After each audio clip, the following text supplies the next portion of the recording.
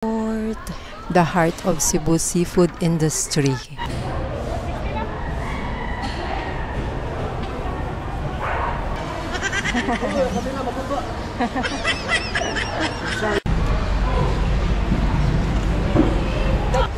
Ayan tiyo, Arnold pala hubog. Sa mga amo, nanguli na kami na lagi bilid. Wala na yung isda.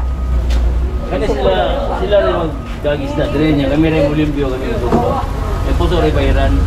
Mga pila ka oras ka ang biyahe sa kalibutan. Sa Kalituban.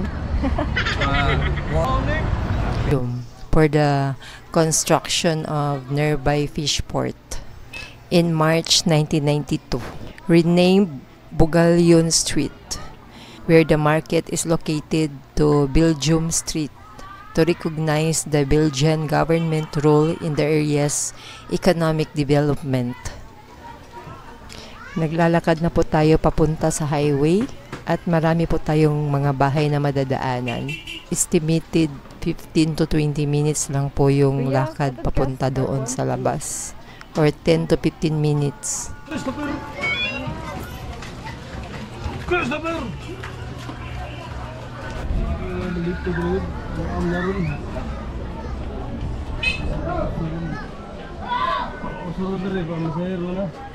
Masahiro na mga taga-diri kaya?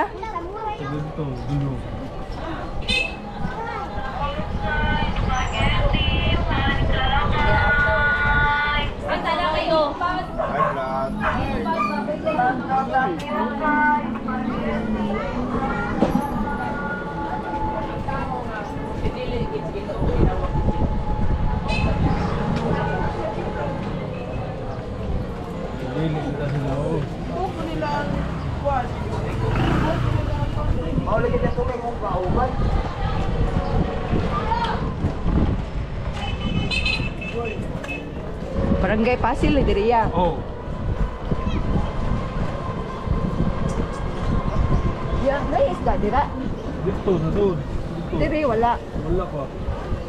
Ikaw to pa na sila.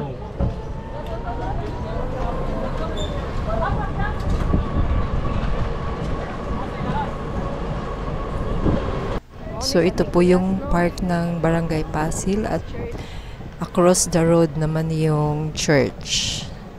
Yan po ang San Nicolas Church ng Barangay Pasil.